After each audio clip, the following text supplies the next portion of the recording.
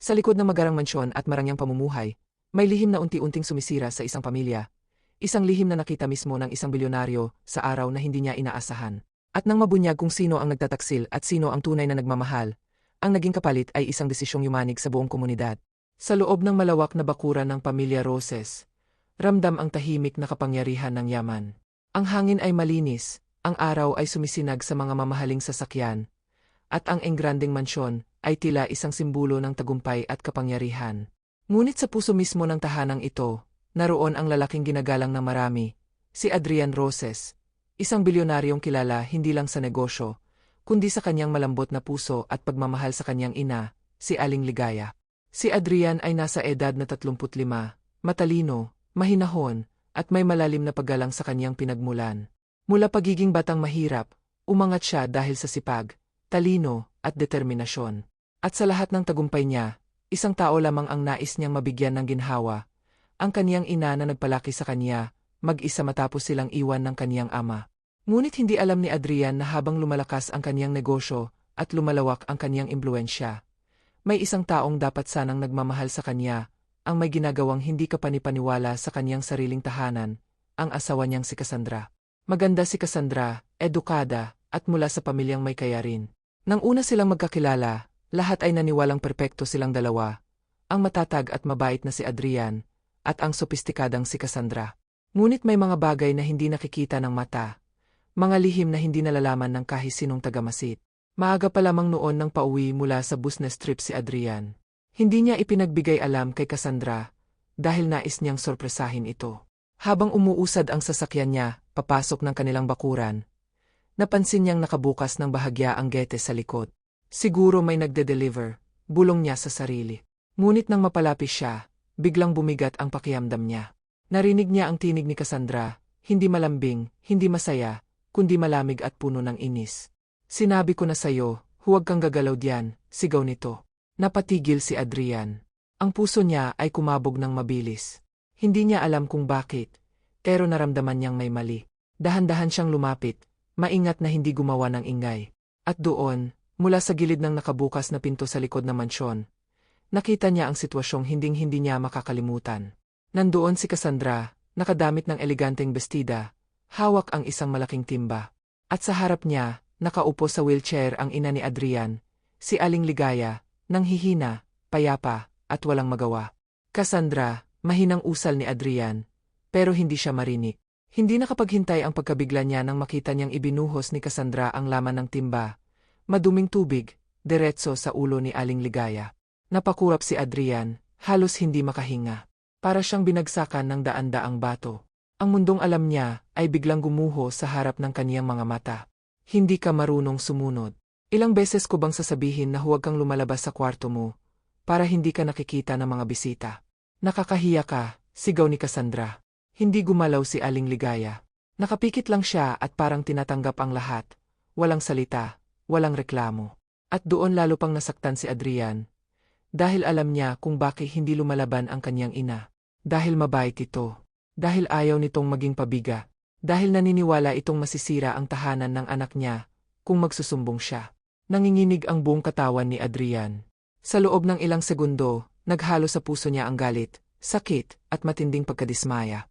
Ngunit pinigil niya ang sarili. Humakbang siya papalapit ng dahan-dahan, hindi pa rin naririnig ni Cassandra. Nang mas malapit na siya, doon niya narinig ang pagmumura at pang-alipusta ni Cassandra. Kung hindi lang dahil kay Adrian, hindi ka dapat tumira dito. Ang tanda-tanda mo na, hindi ka na nga nakakatulong, sakit ka pa sa ulo. Hindi na nakatiis si Adrian. Cassandra. Nagula si Cassandra, halos may tapon niya ang timba sa gula. Ang mukha niya ay nagbago, mula sa galit, naging takot, at sa huli ipilit na pag-aangkin ng inosenteng ekspresyon. Adrian. Mahal, hindi mo naiintindihan. Pero hindi na siya nakinig. Lumapit siya sa ina. Marahang tinanggal ang mga basang hibla ng buhok na nakadikit sa mukha nito. Ma, andito na ako, pasensya na. Pabulong niyang sabi, puno ng pighati ang tinik. Pumikit si Aling Ligaya, at kahit nang hihina, ngumiti siya ng bahagya. Anak, hindi ko naman siya sinasadya. Nadulas yata ang kamay niya. Hindi niya naman ako pinapahirapan. Mahina nitong bulong, umaasang protektahan pa rin ang asawa ng anak niya. Lalong nanghina ang puso ni Adrian. At sa ganitong sitwasyon, Pinipilit pa ring unawain ng kaniyang ina ang taong umaapi sa kanya. Tumayo si Adrian, at ngayong nakikita niya ng malinaw ang lahat, ang basura sa tabing lupa, ang maruming tubig, ang takot sa mata ng kaniyang ina, nabuo sa loob niya ang isang desisyong hindi niya planong bawiin. Cassandra, malamig na malamig ang tinig ni Adrian. Matagal mo na bang ginagawa to? Umiling si Cassandra, mabilis, halos desperado. Hindi. Hindi, Adrian. Ngayon lang to. Nagkamali lang ako. Hindi mo naiintindihan, nadulas ako, natapon ko. Huwag mo akong gawing tanga. Tumahimik si Cassandra. Noon niya lang nakita si Adrian na ganoon, hindi galit, hindi sumisigaw, at hindi rin nagwawala. Pero ang tono niya ay parang heto na ang katapusan ng lahat. Mahal, please, pakinggan mo muna ako. Gaano mo na katagal tinatrato ng ganito ang nanay ko? Walang sago. Nakapako ang mga mata ni Adrian sa asawa niya. Naghihintay, umaasa, pero handang tanggapin ang katotohanan. At ang katahimikang iyon, ang hindi pag-amin, ang hindi rin pagsisinungaling, iyon ang nagbigay kay Adrian ng sagot. Tumalikod siya, lumuhod sa harap ng ina, at marahang yakap ito. Ma, simula ngayon, hindi ka na masasaktan, kahit kailan. At sa likod niya, nagsisimula ng manginig si Cassandra, dahil alam niyang ang susunod na mangyayari ay hindi niya inaasahan, hindi niya mapipigilan, at lalong hindi niya matatakasan. Tahimik ang buong bakuran ng buhati ni Adrian, si Aling Ligaya papasok sa loob ng mansyon. Ramdam niya ang panghihina ng katawan nito, pati ang bahagyang panginginig sa mga kamay. Habang naglalakad siya, napapansin niyang tumutulo pa rin ang maruming tubig sa sahig mula sa buhok at damit ng kaniyang ina. At sa bawat patak, parang pakiramdam niya ay isa iyong patak ng hiya, sakit, at pagkukulang bilang anak. Dahan-dahan niyang inilapag ang ina sa malambot na sofa sa loob ng sala. Ang mansyon na dati puno ng ganda at karangyaan, ngayon ay parang naging malamig at madilim sa paningin niya. Wala sa kahit anong mamahaling kagamitan ang makapagpapagaan sa bigat na nararamdaman niya sa oras na iyon. Ma, sandali lang. Kukuha ako ng tuwalya at mainit na tubig, sabi ni Adrian, pilit na pinipigilan ang pagbasag ng kaniyang tinik. Ngumiti si Aling Ligaya, masuyo, parang walang nangyaring masama. Anak, huwag mo na akong pag-alalahanin. Okay lang ako. Matagal ko nang pinagdarasal na sana, maintindihan mo. Napahinto si Adrian. Tumalikod siya, sapagkat alam niyang kung haharap siya kay Aling Ligaya habang sinasabi nito iyon, hindi niya mapipigilang maluha. Umiling siya, huminga ng malalim, at nagtungo sa kusina upang kumuha ng mga kailangang gamit. Samantala, nanatili si Cassandra sa labas, hawak pa rin ang timba, hindi alam kung dapat ba siyang lumapit, itago ang sarili, o tumakbo palayo. Puno ng kaba ang dibdib niya. Hindi niya alam kung anong susunod na mangyayari, hindi niya alam kung mawawala na ba ang buhay na kinagisnan niya, ang marangyang pamumuhay, ang pag-aasawa kay Adrian, at ang lahat ng pribilehiyong dala nito. Pagbalik ni Adrian sa sala, maingat niyang pinunasan ang buhok ng ina. Siya mismo ang nagpalit ng tuwalya, siya ang nagpatuyo ng damit, at siya ang nag-init ng sabaw upang uminik ang katawan nito. Tahimik lang si Aling Ligaya, nakatingin sa anak na para bang muli itong naging batang inaalagaan niya noong araw. Humihingi ako ng tawad, ma, bulong ni Adrian. Hindi ko alam na, ganito na ang nangyayari sa loob ng bahay natin. Hinaplos ni Aling Ligaya ang braso niya, marahang tinitingnan ang anak. Anak, huwag mong sisihin ang sarili mo. Alam kong abala ka sa trabaho. Ayaw kong guluhin ka. Pero ma, bulalas ni Adrian, humigpit ang paghawak niya sa kamay ng ina. Kung nasabi mo sana sa akin. Baka mas lumala lang, anak, sagot nito, may lungkot ngunit may tapang. Walang ina ang gustong makita ang anak niya na nasasaktan dahil sa kaguluhan ng pamilya. Tumulo ang luha ni Adrian. Hindi dahil sa galit, kundi dahil sa sobrang pagmamahal. Sa likod nila, narinig nila ang marahang yabag ni Cassandra. Lumapit ito ng may kaba, umiwas ang tingin kay Adrian. Adrian, mahal, maaari ba tayong mag-usap? Please, sabi niya, halos pabulong, puno ng pangamba. Hindi nagsalita si Adrian.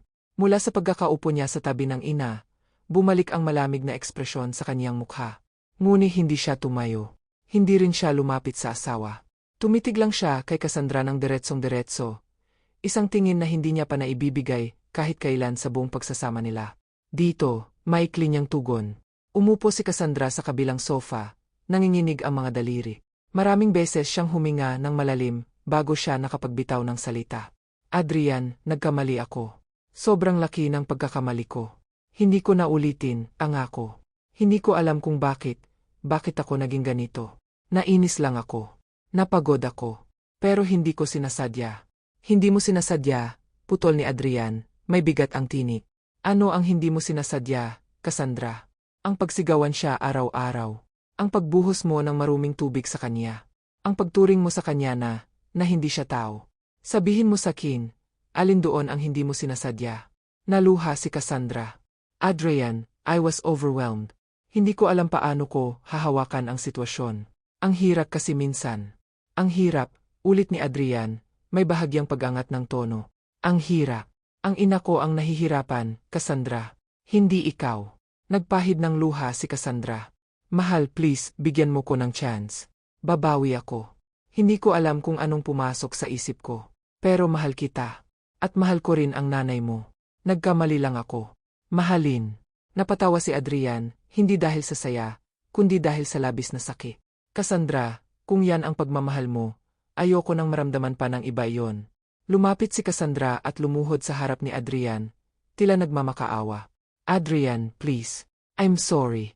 Ako na ang nag-aalaga sa bahay, ako na ang gumagalaw para sa mga bisita, sa mga event natin, nagkakapagod din ako. Pero hindi ko ibig sabihin na dapat ko siyang tratuhin ng ganun. Hindi ko na ulitin, pangako. Pinikit ni Adrian ang mga mata niya, hindi agad sumago. Si Aling Ligaya, kahit nang hihina, ay sumingi. Anak, kung maaari, huwag mo nang palakihin. Baka may dahilan siya.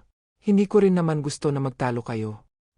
Mahinang ngunit matatag na tugon ni Adrian. Hindi dahilan ang pagod para apihin ka. Tahimik ang buong sala sa loob ng ilang segundo. Narinig nila ang tiktak ng owasan na parang nagbibilang ng mga sandaling magpapasya ng kapalaran ng kanilang pamilya. Sa wakas, nagsalita si Adrian. Cassandra, kailangan mong umalis muna dito. Nanlaki ang mata ni Cassandra. Ano? Adrian, hindi mo sinasabi yan.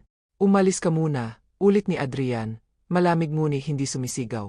Hindi ko sinabing hiwalayan kita.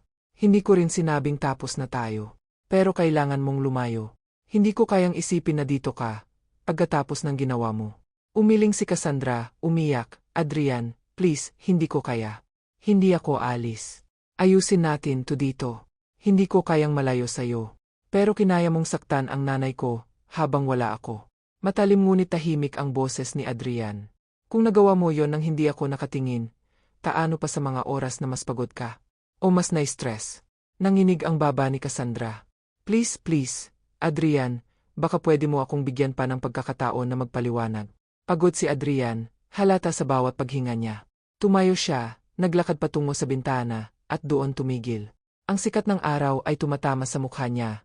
Ngunit hindi niya iyon naramdaman. Wala akong gagawing desisyon ng padalos-dalos. At hindi rin ako magpapadala sa galit, sabi niya ng malumanay pero mariin. Pero kailangan kong protektahan ang mama ko. Hindi ako papayag na masaktan pa siya uli sa loob ng tahanang ito. Humarap siya muli kay Cassandra. Kukunin ko ang sasakyan. May mga tauhan ako na maghahatid sa'yo sa bahay ng parents mo. Doon ka muna. Ipagdasal mo na pagbalik mo, iba na ang mararamdaman ko. Nanginginig ang dibdib ni Cassandra. Adrian, please, huwag mo kong palayasin. Hindi kumurap si Adrian. Hindi ito pagpapalayas. Ito ang tamang gawin para sa ngayon. Para sa ina ko. Para sa akin. At para sa'yo. Napahagulgol si Cassandra. Inabot niya ang kamay ni Adrian, pero hindi na nagpaabot pa ang lalaki. Tumayo si Aling Ligaya, kahit mahina, at lumapit sa dalawa. Ana, mahinang sabi ni Aling Ligaya kay Cassandra. Anak, pakinggan mo ang asawa mo. Hindi kita kinamumuhian. Pero kailangan mo munang isipin kung bakit mo nagawa yon sa King. Hindi ka masamang tao. Pero may nagbago sa puso mo. At hanggang hindi mo natatagpuan ang dahilan nun, baka hindi ka talaga handang bumalik dito. Lalong umiyak si Cassandra, lumuhod at humagulgol sa sahig. Aling Ligaya, patawarin niyo ako, hindi ko dapat ginawa yon. Hinawakan ni Adrian ang balikat ng ina. Ma, kailangan mong magpahinga. At sa huling pagkakataon bago lumabas si Cassandra ng mansyon na iyon, tiningnan niya si Adrian, isang tingin na puno ng pagsisisi, takot, at desperasyon. Babalik ako, Adrian, babawi ako. Hindi ko hahayaang matapos tayo. Hindi kumibo si Adrian. At iyon ang pinakamasakit para kay Cassandra, hindi ang galit, kundi ang kawalan ng reaksyon. Sa pag-alis ng sasakyang naghatid kay Cassandra, nanatili si Adrian sa may pintuan, Nakatitig lamang sa kalsadang unti-unting naliligid ng katahimikan. Sa tabi niya, nasa wheelchair si Aling Ligaya, nakatingin din sa pahihong direksyon. Anak, mahinang sabi ng ina. Sigurado ka ba sa desisyong to?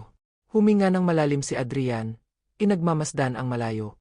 Ma, minsan, kahit gaano mo kamahal ang isang tao, kailangan mo ring piliin kung ano ang tama. At sa ngayon, ikaw muna ang tama. Sa sandaling iyon, nagsimula ang unos na hindi niya inasahang haharapin. Ang unos na magwawasak o magbubuo muli ng buhay na matagal na niyang pinaglanuhan. Lumipas ang ilang araw na puno ng katahimikan ngunit mabibigat na tanong.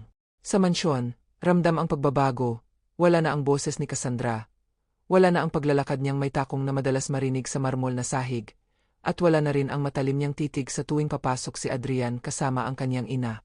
Sa halip, ang tahanan ay napalitan ng isang uri ng kapayapaang matagal nang nawala ngunit may bahid ng lungkot. Si Adrian ay naging mas tutok sa pag-aalaga kay Aling Ligaya.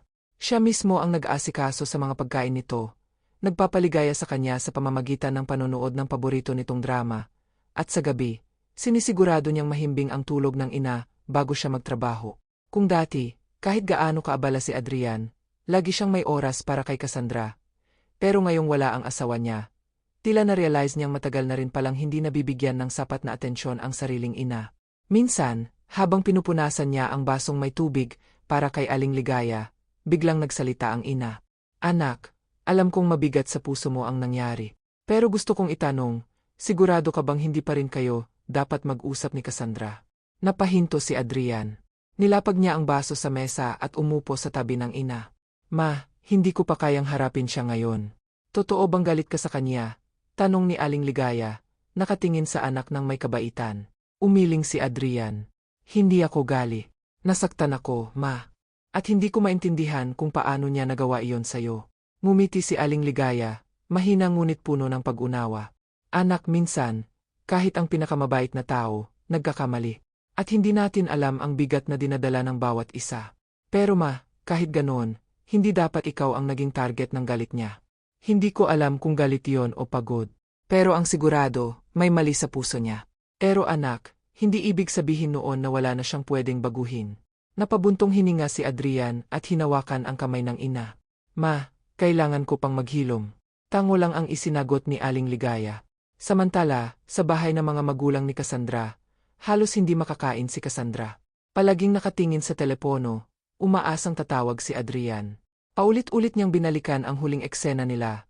Ang hindi pagsagot ni Adrian, ang malamig nitong tingin, at ang katahimikang mas masakit kaysa sa pagsigaw. Anak, wika ng kaniyang ina, si Marites, habang pinagmamasdan siyang hindi kumakain. Hindi ka pwedeng ganito palagi. Kailangang kausapin mo si Adrian. Ma, hindi niya ako kinakausap, mahina niyang tugon. Hindi niya binubuksan ang messages ko. Hindi rin niya sinasagot ang tawag ko. Umupo sa tabi niya ang ina. Alam mo, anak, kailangan mong aminin na nagkamali ka. At hindi lang basta pagkakamali. Sobrang sakit nun para sa asawa mo. Hindi sapat ang sorry kung hindi mo alam kung bakit mo nagawa yon. Ma, nagalit lang ako, napagod lang ako. Pero bakit kay Aling Ligaya mo ibinunton ang pagod mo? Tanong ng ina niya, diretso, walang paligoy. Napayuko si Cassandra. Sa wakas, bumigay ang luha niya. Ma, natatakot ako. Natatakot akong mawala si Adrian. Alam kong mali ang ginawa ko. Pero hindi ko alam kung paano ako makakabawi. Hindi ko alam kung paano ako magsisimula. Hinawakan siya ni Marit sa balika. Anak, ang pag-amin ng pagkakamali ay simula. Pero ang pagbabago, yan ang pinakamahalaga. Kung hindi mo ipapakita sa kanya na nagbago ka, hindi siya babalik. Tumulo ang luha ni Cassandra, isa-isa, parang bigat ng bawat araw na lumilipas. Kinabukasan, nagpasya si Cassandra na puntahan ang mansyon. Bitbit niya ang maliit na kahon na may lamang liham, para kay Adrian. Hindi niya alam kung tatanggapin siya ng mga tauhan ng mansyon, pero kailangan niyang subukan. Pagdating niya sa gate, huminga siya ng malalim bago kumatok. Lumabas ang isang gwardiya. Ma'am Cassandra, may instruction po na hindi kayo pwedeng pumasok. Parang tinamaan ng kutsilyo ang puso ni Cassandra. Pero hindi siya makapagreklamo. Alam niyang karapatan iyon ni Adrian. Maaari mo bang pakibigay kay Adrian itong sulat? Tanong niya, nanginginig ang boses. Tiningnan siya ng gwardiya ng may awa. Pagkatapos ay dahan-dahang tinanggap ang kahon. Sage po, ma'am. Ipapasa ko.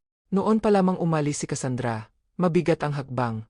Parang bawat pag-ikot ng gulong ng kaniyang sasakyan ay nagpapalala sa sakit ng konsensya niya. Sa loob ng mansyon, habang tinutulungan ni Adrian ang ina sa pag-inom ng gamot, kumatok ang gwardiya sa pinto. "Sir, may ipinapabigay po si Ma'am Cassandra." Napatigil si Adrian. Parang tumigil din ang hangin sa paligid. Hindi niya alam kung bubuksan ba niya o ipagpapaliban. Pero kalaunan, kinuha niya ang kahon. Iniwan niya muna ang kahon sa mesa. Hindi niya agad binuksan. Mas inuuna niya ang pag-aalaga sa ina, at ayaw niyang hayaang guluhin siya ng emosyon. Gabing-gabi na nang sa wakas, ay napagdesisyunan niyang tingnan ang laman. Nasa loob ang isang mahabang sula. Maganda ang sulat kamay ni Cassandra. Pero kita ang panginginig ng bawat letra. "Adrian, hindi ko alam kung paano ko sisimulan ang sulat na ito. Hindi ko alam kung paano ko ipapakita sa iyo kung gaano kalaki ang pagsisisi ko. Alam kong hindi sapat ang salita. Pero sana ay maramdaman mo kahit papaano ang bigat ng pinagdadaanan ko. Hindi ko dapat sinaktan ang mama mo. Hindi ko dapat ibinuhos ang galit ko sa kanya. Hindi ko alam kung ano ang pumasok sa isip ko.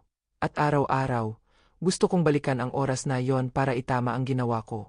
Mahal kita, Adrian. Mahal na mahal. At hindi ko alam kung may karapatan pa ba akong mahalin ka pabalik pagkatapos ng ginawa ko. Pero kung sakaling bibigyan mo pa ako ng pagkakataon, hinding-hindi ko sasayangin yon. Pero kung hindi, tatanggapin ko. Basta malaman mo lang na nagsisisi ako, higit sa kahit ano sa buhay ko."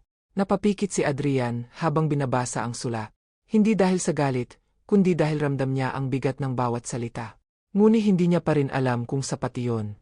Isinara niya ang kahon, mabigat ang paghinga. Hindi niya alam kung para ba talaga iyon sa kanya, o para lamang sa konsensyang hindi matahimik.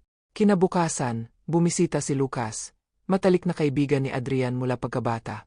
Umupo sila sa veranda habang nagkakape. "Bro," sabi ni Lucas, diretso, "alam ko masakit ang nangyari. Pero tanong lang, mahal mo pa ba si Cassandra?" Napalingon si Adrian, hindi agad nakasago. "Hindi ko alam. Siguro. Pero hindi ko alam kung paano ko pa siya titingnan na parang dati." "Naiintindihan ko," sagot ni Lucas. "Pero bro, hindi mo rin pwedeng takasan ang nararamdaman mo. Hindi mo rin pwedeng ipilit ang sarili mo na maging okay agad. Kailangan mo ng oras. Pero ang tanong, handa ka pa bang bigyan siya ng isa pang pagkakataon? Kahit hindi ngayon." Matagal bago sumagot si Adrian. "Hindi ko alam, Lucas. Pero handa akong makinig kapag handa na ako." At sa sandaling iyon, doon niya naiintindihan, hindi siya galit. Nasaktan siya. Pero sa ilalim ng lahat ng iyon, mayroon pa ring damdamin. At iyon ang kailangan niyang harapin, kahit gaano kahirap.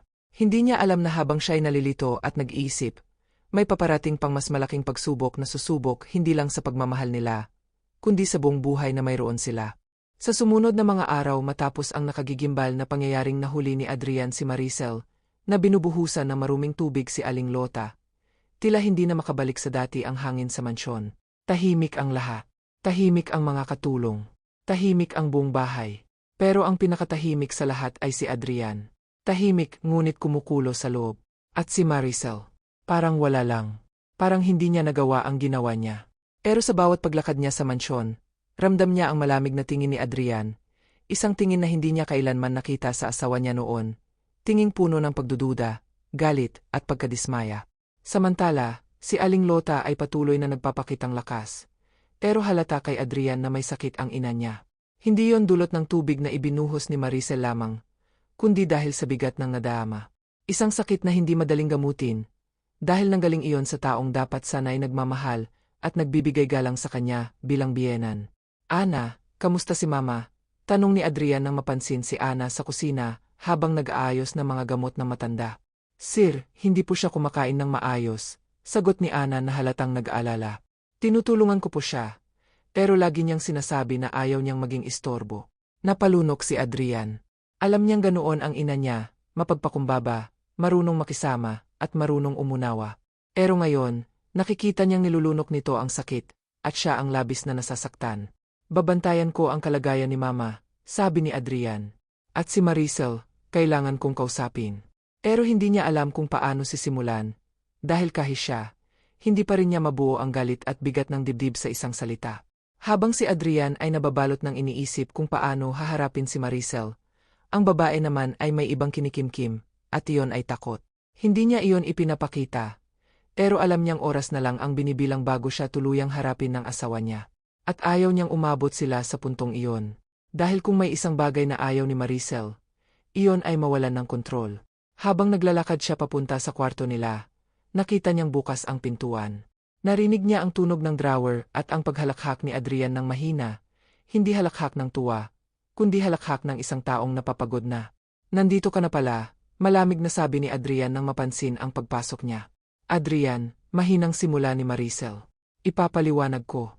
Wala kang dapat ipaliwanag, putol ni Adrian. Lahat ay malinaw. Hindi mo naiintindihan. Hindi, napalingon si Adrian, puno ng sakit ang mata. Hindi ko ba naiintindihan na binuhusan mo ng maruming tubig ang mama ko?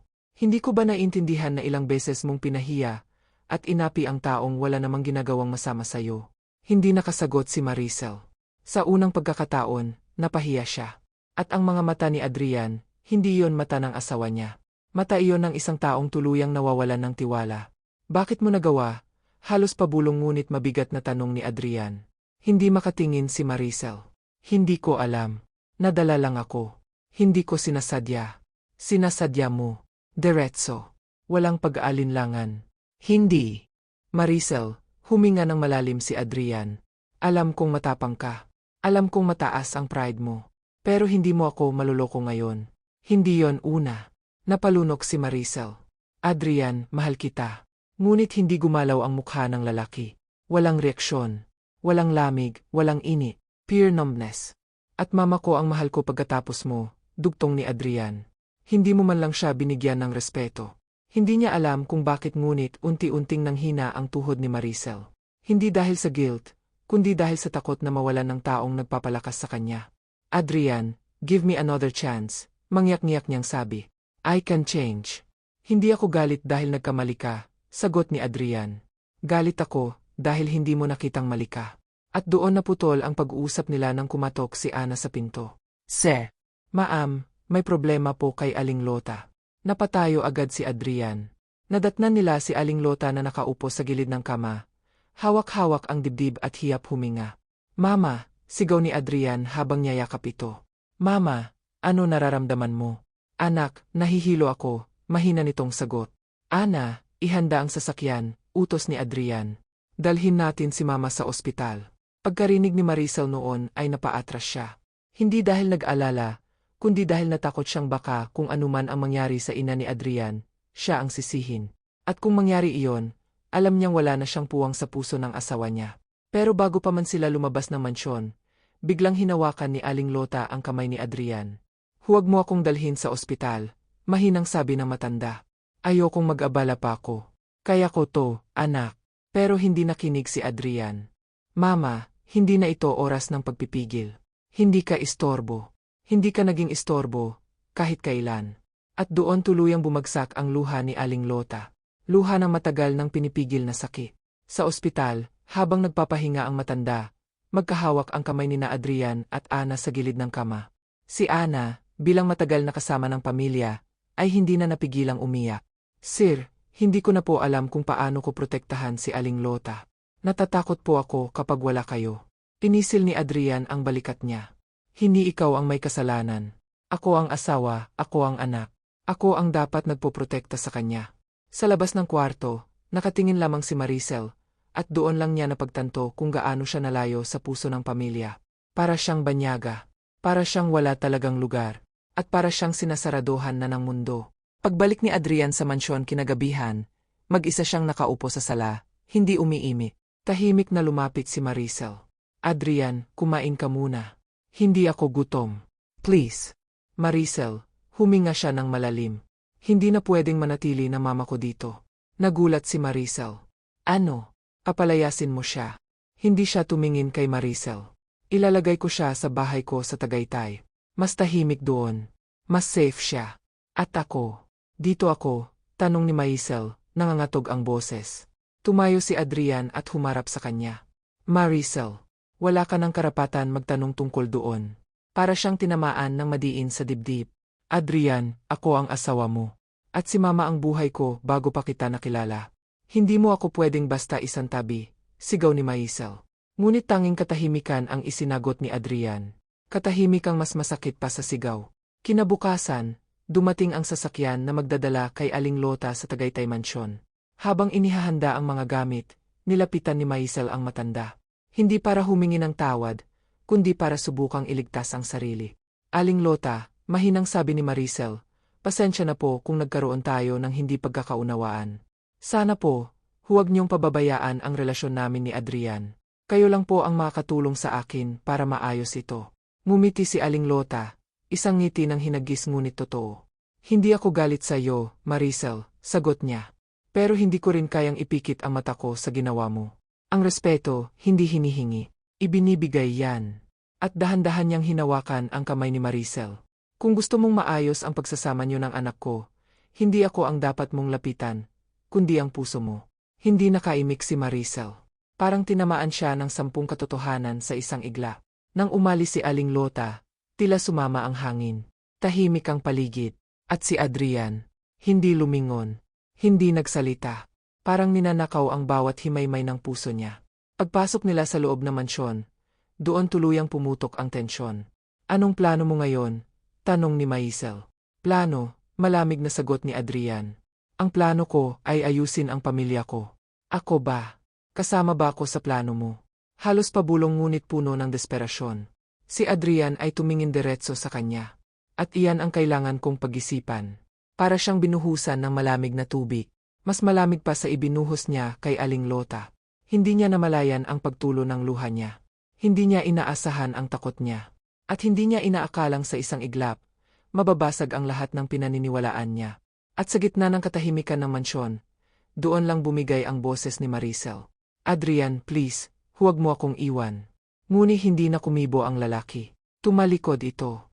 At sa unang pagkakataon, hindi na siya sinundan. Lumipas ang 2 araw matapos dalhin ni Adrian si Aling Lota sa Tagaytay Mansyon. Sa 2 araw na iyon, tahimik ang buong mansyon. Tahimik na parang sementeryo. Wala ni isang katulong ang naglalakas loob magsalita ng malakas. Wala ring ingay mula kay Maricel, isang bagay na hindi pangkaraniwan. Sa loob ng kanilang silid, nakaupo si Maricel sa gilid ng kama, yakap ang sarili habang nakatingin sa salamin. Ilang araw na siyang hindi makatulog ng maayos. Wala ring gana. Ang makiyop niya dati ay palaging perpekto. Ngayon, hindi man lang niya nagagawang ayusin ang buhok. Paano ko hinayaang umabot sa ganito? Mahina niyang bulong sa sarili. Sa unang pagkakataon, inamin niya sa sarili na may mali sa kanya.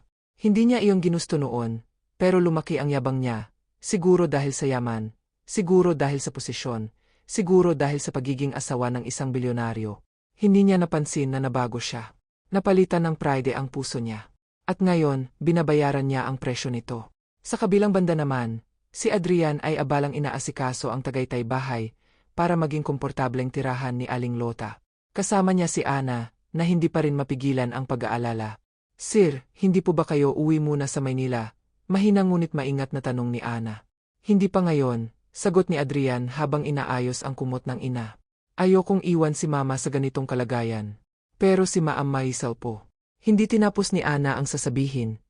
Ngunit alam ni Adrian ang ibig nitong ipahiwatig. Huminga siya ng malalim. Hindi ko alam kung paano haharapin si Maisel. Pag-amin niya.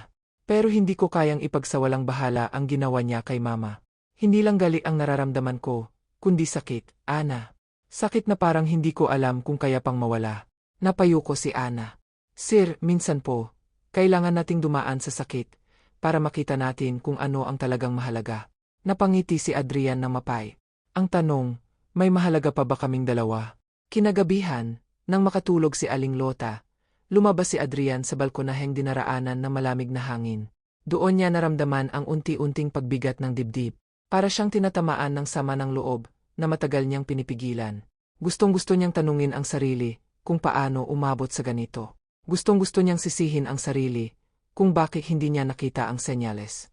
At higit sa lahat, gustong-gusto niyang malaman kung kaya pa bang ayusin ang lahat. Ngunit ang sagot ay hindi dumarating. Samantala, sa Maynila, hindi na matiis ni Maricel ang pag-iisa. Kaya, kahit may takot sa puso niya, nagdesisyon siyang puntahan si Adrian sa Tagaytay. Hindi para makipag-away, kundi para makiusap, at higit sa lahat, humingi ng tawad. Pagpasok niya sa gate ng Tagaytay Mansyon, sinalubong siya ni Ana, at halata ang pagkabigla nito. Maam, nandito po kayo. Nasaan si Adrian? Tanong ni Maisel, bakasang ka ba? Nasa loob po. Pero, Ma'am, sana po maging mahinahon kayo. Hindi po maganda ang naging araw niya. I'm ready, sagot ni Maricel, kahit hindi yon ang nararamdaman niya. Pagpasok niya sa loob, nakita niyang nakaupo si Adrian sa sala. Nakatuon ang tingin sa malayo, parang nawawala sa sarili. Adrian, mahinang tawag ni Maisel. Napatingin si Adrian. Hindi gali ang mata niya, pero hindi rin malamig. Pagod. Pagod na pagod. Maricel, sagot niya. Bakit ka nandito? Para makipag-usap. Wala akong lakas para sa away. Hindi tayo mag-aaway, sabi ni Maricel, at sa unang pagkakataon, lumapis siya ng walang yabang. Adrian, sasabihin ko na ang matagal ko nang dapat sinabi. At, dahan-dahan, bago pa siya tuluyang mawalan ng loob, lumuhod siya sa harap ng asawa. Hindi yon inaasahan ni Adrian. Maricel, tumayo ka. Hindi, sagot nito habang umiyak. Hindi ako tatayo. Hindi habang hindi ko nasasabi ang lahat. At doon siya tuluyang bumuhos. Adrian, mali ako. Lahat ng ginawa ko kay Aling Lota, ngayon ko lang nakita kung gaano ako kalupi. Hindi ko nakita ang kabutihan niya, dahil masyado akong abala sa sarili ko. Naging mapagmataas ako. Naging masama ko.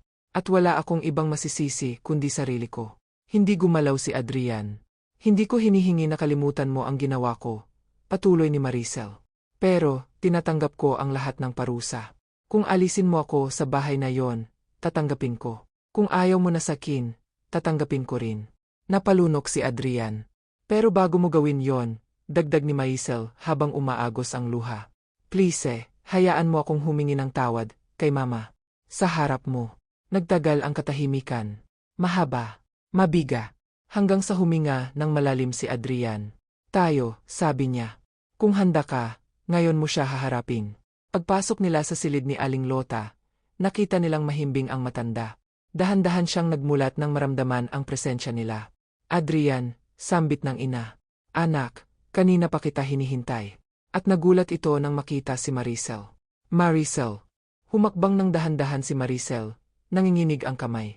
Aling Lota, nagsimula siya, pero nagbibikis ang boses niya. Hindi ko po alam kung paano sisimulan ito, pero gusto ko pong humingi ng tawad. Hindi ko po pinahalagahan ang kabutihan niyo.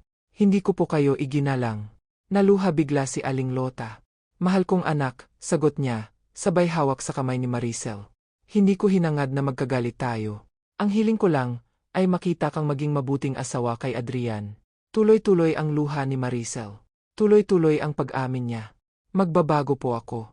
Hindi po dahil natatakot ako, kundi dahil gusto ko pong maging karapat-dapat sa anak ninyo. At kung papayagan niyo, gusto ko po kayong alagaan, kapag bumalik na kayo sa Maynila. Humagulgol na rin si Aling Lota at niyakap si Maricel, kahit mahina ang katawan. Isang yakap na puno ng kapatawaran. Isang yakap na hindi hiningi, pero ibinigay. At sa likod nilang dalawa, napatulala si Adrian. Para siyang tinanggalan ng mabigat na tanikala. Hindi niya alam kung agad pa niyang ibabalik ang tiwala kay Maricel. Ngunit ang nakita niya ngayon, ang tunay na pag-amin, ang tunay na pagsisisi, iyon ang matagal na niyang hinihintay. Lumipas ang isang linggo at bumuti ang kalagayan ni Aling Lota. Habang nagpapahinga siya sa sofa ng Tagaytay Mansyon, dinalhan siya ni Maricel ng mainit na sabaw. Maricel, mahinang ngunit nakangiting sabi ni Aling Lota, magaling kang mag-alaga. Marami pa po akong dapat matutunan, sagot niya. Pero sisikapin ko pong matutunan ang lahat, kung papayagan niyo akong maging parte ng buhay niyo. Hiya, ngumiti si Aling Lota, matagal ka ng parte. At tumulo muli ang luha ni Maricel, ngunit ngayon, hindi yon dahil sa takot, kundi dahil sa pag-asa. Isang gabi, habang nakaupo sina Adrian at Maricel sa veranda, pareho silang tahimik. Hindi awkward, kundi payapa. Maricel, mahinang sabi ni Adrian, hindi ko pa alam kung kayang bumalik sa dati ang lahat. Pero nakita ko ang pagbabago mo. At nagpapasalamat ako. Adrian, sagot niya, hindi ko hinihingi ang dati. Handang-handa akong magsimula tayo sa bago. Tumango si Adrian. At doon sa katahimikan, hinawakan niya ang kamay ng asawa niya. Hindi mahigpit. Hindi rin maluwag. Tama lang. Isang hawak na nagsasabing, may pag-asa. May space. May bukas. At paglipas ng ilang buwan, bumalik sila sa Maynila, hindi bilang siyang pamilya, kundi bilang isang mas matatag, mas maunawain, at mas totoo. Si Maricel ay naging mas mapagkumbaba. Si Adrian ay naging mas bukas. At si Aling Lota, mas masaya dahil nakita niyang ang anak niya at ang manugang niya ay natutong harapin ang hirap, hindi para maghiwalay, kundi para lumaban ng magkasama. Ang nangyari noong araw na binuhusan ni Maricel ng maruming tubig ang biyenan niya, iyon ang naging pinakamadilim na sandali ng pamilya. Pero minsan, ang pinakamadilim na sandali ang nagiging daan para makita ang pinakamalinaw na liwanag. At iyon ang nangyari sa kanila. Isang kwento ng pagkakamali, pag-amin, kapatawaran, at pag-ibig na mas pinili pang magpatuloy kaysa sumuko.